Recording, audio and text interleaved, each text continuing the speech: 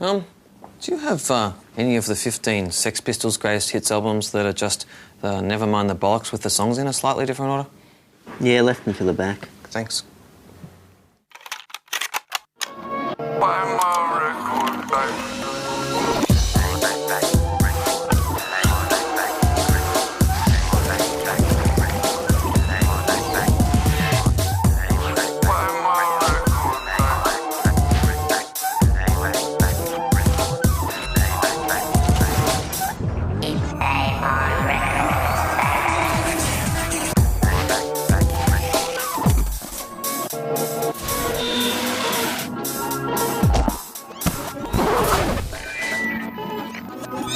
Back when I was young, evil clowns knew their place. They'd kill people, they'd drag the corpse back to their house, and they'd bury them under the floorboards.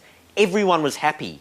But everywhere I look these days, there seems to be some evil clown trying to put out a record. Now, rock stars have always dipped their toes in evil clowndom without quite going the whole way. They're willing to slap on a bit of theatrical makeup, but aren't quite willing to commit to the red rubber nose and the meat cleaver. I'm thinking Alice Cooper, I'm thinking Split Enz, and I'm definitely thinking Kiss. But in more recent times, we've experienced a golden age of no-holds-barred, drum-thumping, guitar-strumming, horn-honking, evil clown music. And there truly is one band at the forefront of the movement. How could you look any further than the Insane Clown Posse? They tick all of the boxes. They're insane, they're clowns, and they're in a posse. Their debut album was called Carnival of Carnage. Their follow-up, The Ringmaster. And their fans, juggalos, don't just go to concerts, they attend gatherings of the Dark Carnival. So successful is the Insane Clown Posse that their record label, Psychopathic Records, has backed a variety of other face-painted acts, including Twiz-Ted, Blaze Your Dead Homie, and supergroup Dark Lotus. But moving away from hip-hop, there's other evil clown bands, such as Psycho the Clown, whose lead singer, Eldo Perez, sometimes slaps on face paint and sings I'm Your Clown. But of course, whenever teenage boys get together to sniff glue and discuss evil clowns, it's not long before the name Slipknot comes up. All 9 members have a different theme. Number 6, Sean Graham, Very Evil Clown. Clearly, there's a lot of money to be made in this entire evil clown band industry. I've got the concept. The Cannibal Clown Clan. Now, I've already got the backing band, and I've already got the song. Now all I need is the clown to front the band. And where better to find a clown than under children's parties in the Yellow Pages? Can you just tell us your character name, please? Jerry Can. What kind of clown work do you do? Kids parties. I'm a gymnastic teacher, teach gymnastics, training up to be acrobatic clown. So I do balloon animals, face painting, everything.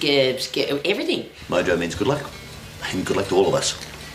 Would you be able to give me a 1 for the when the chorus starts, and say a 2 for when the verses start?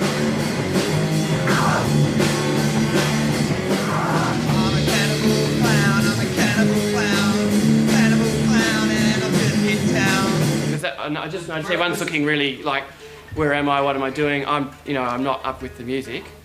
You see me at the circus, but killing is my purpose. I got this big red feet, 'cause in my shoes I'm back of these. I got a completely different script last night. Play with magic, play with voodoo. Then I'll bend your spine into a poodle. Come to the big top, your head ends up on the chopping block. I was Ronald McDonald, I poisoned your burger. You need cycle away from the murder.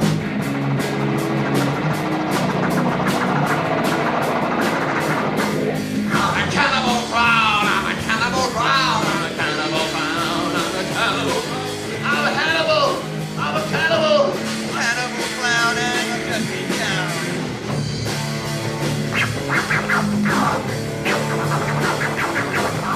I'm a cannibal clown. Which Yellow Pages kids party clown should front the Cannibal Clown Clan? It's up to you. So go to musicjamboree.com and vote now. Do dark forces, evil spirits and fallen angels use heavy metal as a tool to instruct vulnerable listeners to commit acts of blasphemy and nastiness? You may scoff at the idea, but in the 1990s, dozens of churches were burnt to a crisp in Norway. and most of these crimes were linked to that country's black metal scene. With many, the finger was pointed directly at Varg Vigernes, the man behind the Norwegian metal band Burzum. Varg is currently serving time behind bars for murdering a man named Euronymous from fellow Norwegian metal band Mayhem, the same band whose lead singer, Dead, had earlier blown his brains out. So is there a working relationship between the forces of darkness and metal? If there's Burzum, Black Sabbath or Slayer on the turntable, does it follow there's evil spirits in the room? Well, I wanted to clear this up, once and for all. This is Andrew Haig and Tony Kachadurian. They buy the records, wear the t-shirts and host a weekly metal show on 3RRR FM. Andrew even plays drums for metal band Contrive. If anyone's possessed, it's these guys. This is Ruth Wilson, who discovered her ability to see spirits whilst a member of the Australasian Spiritualist Church. Well, I work for the Archangel Michael. He's my, I guess, immediate boss. Do you believe that music can have negative forces and evil Most definitely, spirits? because it can have positive forces as well. Music can raise your vibratory frequency or lower it. Listening to aggressive music for me is it helps me vent my own frustration. I'll drive around in the car listening to music just blaring, and for me it makes me feel good. I'll walk out of the car and I'll feel a sense of ease. Do you believe in God? Do I believe in God? No, I don't believe in God, and I don't believe in the devil. I apologise to my parents for that, because they brought me up to believe that there is a God and that, there is a devil. First, it's off to Tony's house. Ruth has brought along sketch artist Peter to put to paper what she sees in Tony and Andrew's heavy metal world. I just look at that and I go, yeah. It seemed to be going all secular and fine when suddenly... Now, don't go in that corner, because I don't want you over there. I want you to come and stand over here, because there's someone over there, so we'll talk about them in a minute, okay? Yeah. Yes, we're getting negative emanations from all the equipment here, but it's what's gone on in here, as in the negativity of the music, the actual music itself, because music leaves a vibration. So you're seeing the negative dark energy in any sense you can describe what its physicality is to you? It feels like being in snot, but dark snot. Oh, really? And are you actually seeing it or just feeling it? I'm feeling it, more feeling, I think. I can't see the snot. What I'm seeing is like a little huddled up dark mass in the corner with his head down and his knees crouched up, sort of troll-like. You can't really see his hands. They're more like paws and a bit hairy on the back. It's very interesting because he's very attached to that whole lifestyle thing and your likes for the music and how you work and what you do and, the clothes that you wear and things like that. So you do have someone sort of hanging off your right-hand side a wee bit, especially. Do you have any troubles with your right shoulder at all, ever? Actually, I have some with the left. Oh, the left, okay. Oh, that's it. Well, maybe he's on the left side. No, he's definitely there. I can see him. Yeah. But that's interesting. So it is the other shoulder. All right, okay. Are you right-handed? Yes, I am. Oh, so it's your right-hand side that I'm talking about. Sorry, I'm talking about my left. He would have been around you for the last 7 years at least. So I don't know when you got into all of the music type of thing. I would have started around 7 years ago. I did feel that 7 years ago was a time when he came in.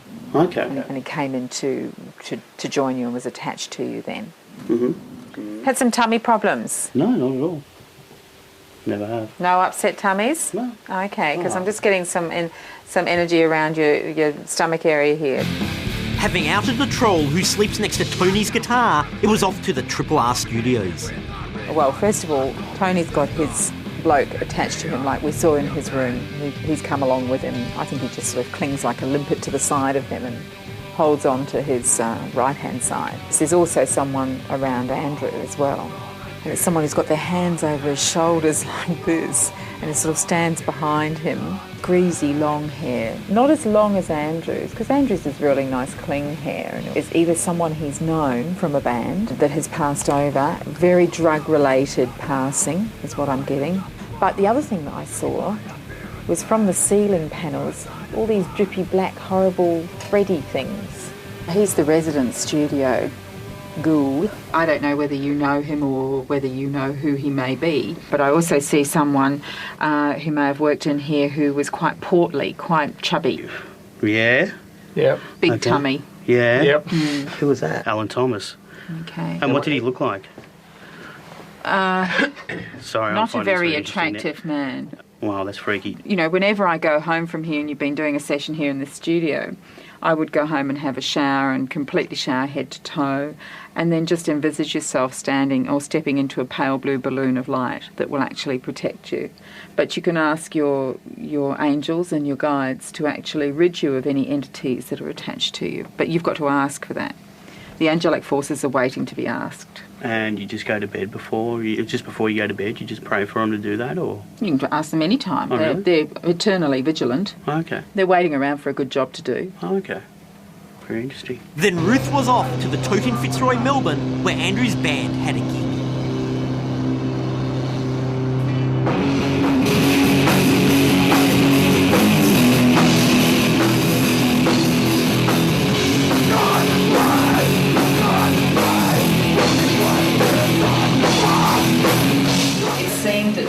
Like this host of passed over heavy metal dead rockers there as it gathered momentum. So more of them came in next to the control mixer. He had his hand on the controls as well. It's as though he wanted to feed the volume, as though he wanted to push the volume up himself. These dark spirits and these people that we're picking up on who are attached to the heavy metal, they're trapped. They may very well be just stuck in the Tote Hotel. What a dreadful dilemma. It's hell. If they were in my family, I'd be dragging them away, screaming and kicking from it.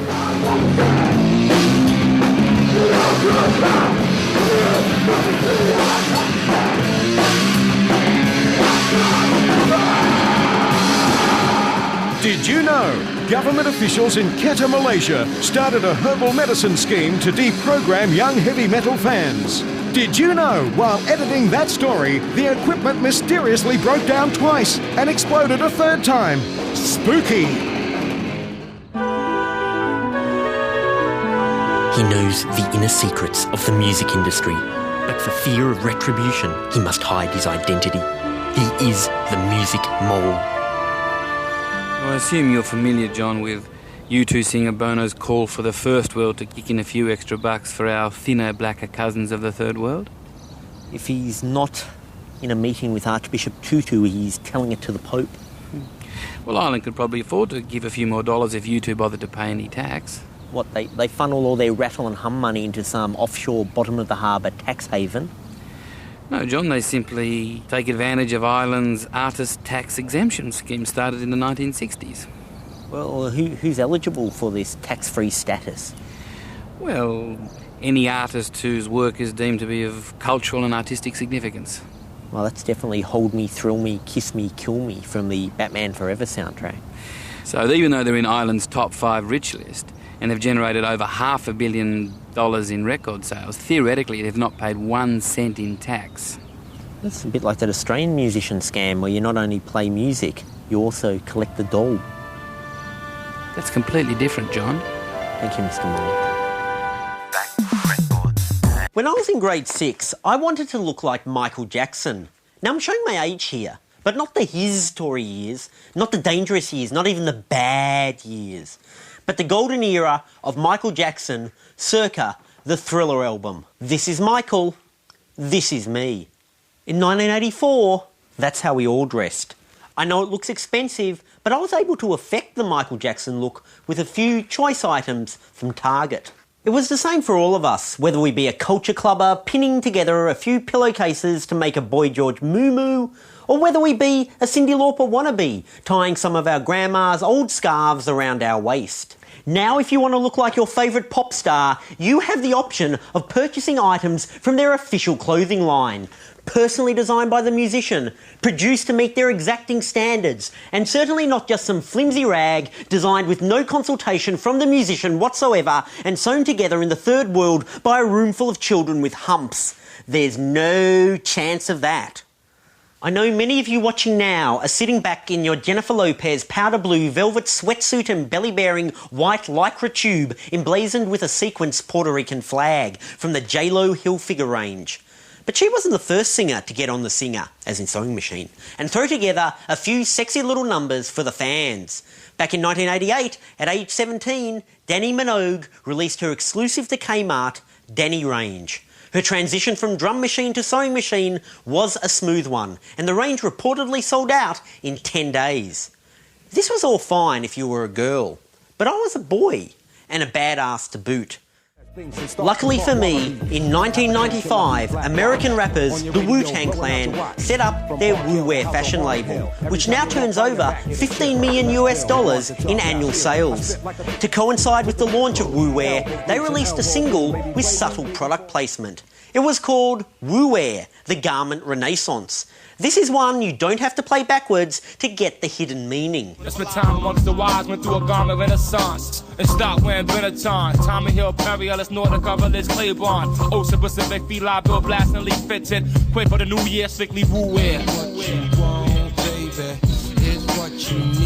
I was a loyal Wu-Wear customer for years. It was great whether playing ping pong in your parents' rumpus room or just loitering around a 7-Eleven car park at night.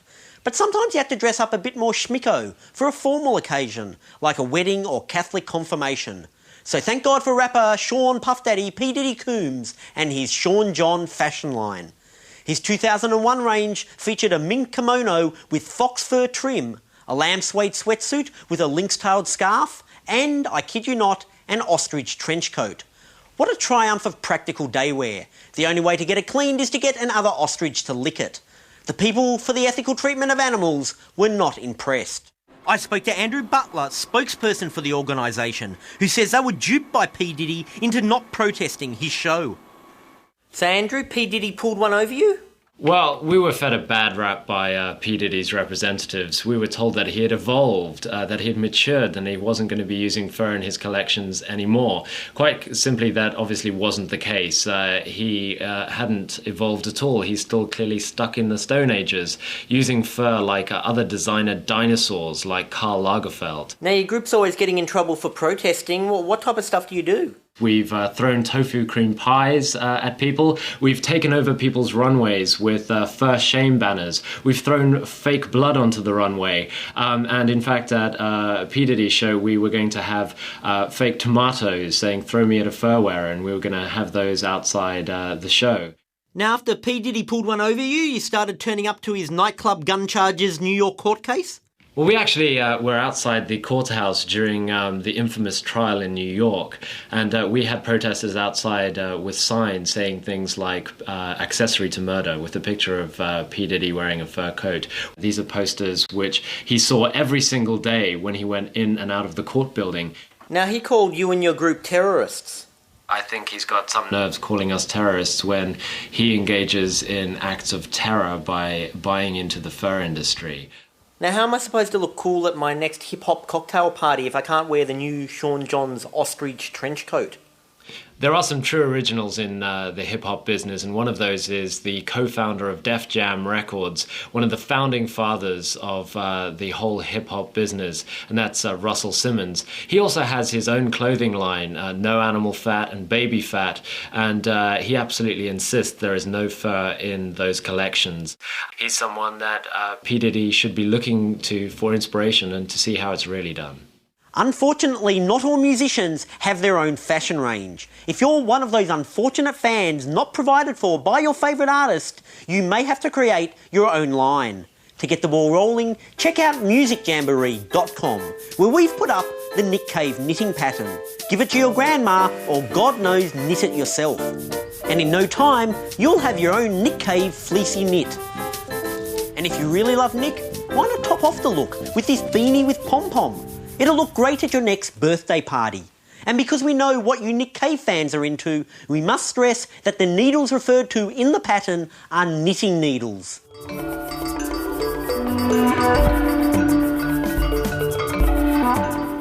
Japan. Volcanic and mountainous. So to its music, Dr. Jordania. Thank you, John. Taiko itself is the name of the drum, but it does not refer to one drum only. It's a whole name of the whole family of the drums. Itself it means a big drum, big or fat drum. There are different types of taiko. The most well-known ones are those who play in the gagago, which is the oldest living orchestra today in the world. There are quite strict rules in gagago and in Japanese music in general, we may say. For instance, when you play taiko, you should always hit first the left one, then the right one. Or when you're playing in the gagago orchestra, you are not supposed to improvise. Thank you, Dr. Jordania. Thank you. And now with the instruments of Japan, we have 1,200 techniques with kama. 1, 2, 3, 4.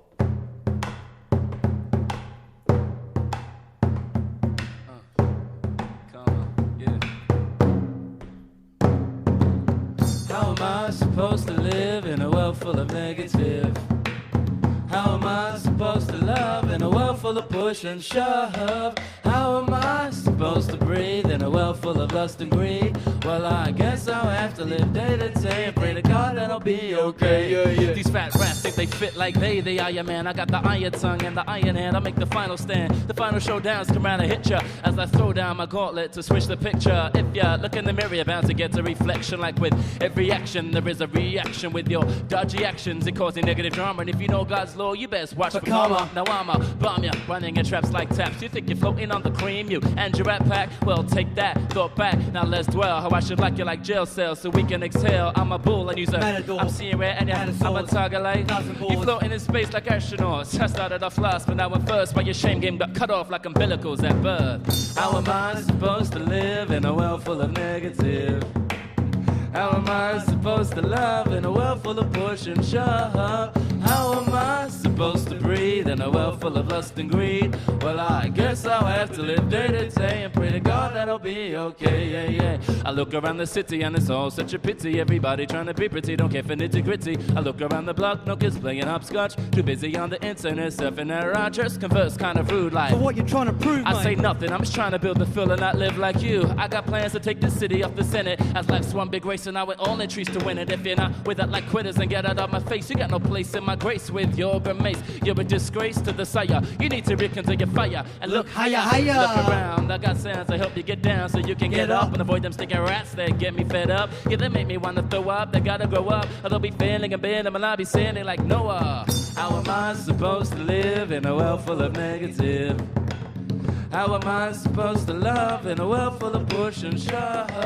How am I supposed to breathe in a world full of lust and greed? Well, I guess I'll have to live day to day and pray to God that I'll be okay, Melbourne, Sydney, Brisbane, Darwin, to Perth, right? Adelaide, Tassie, and all across the OZZ. I picture on the border, it's time to roll. That could continue like part 2 with no to and fro. Aiming at infinity, starting at 0, out to lead the poor lost souls before they fall slow. I got the key to the door, and I'm searching for the key. When I unlock the door, I bring you love to my people. I like these fickle fanatics who wanna cause death. Cut hope's length, pray on me for the hell's death. As I watch and see all our progress, regress. As what goes up comes down, nevertheless. We stunned by the horror, cold hearts with armor. Boomerang effect as we all face our karma. How am I supposed to live in a world full of negative? How am I supposed to love in a world full of push and shove? How am I supposed to breathe in a world full of lust and greed? Well, I guess I'll have to live day to day and pray to God that I'll be okay,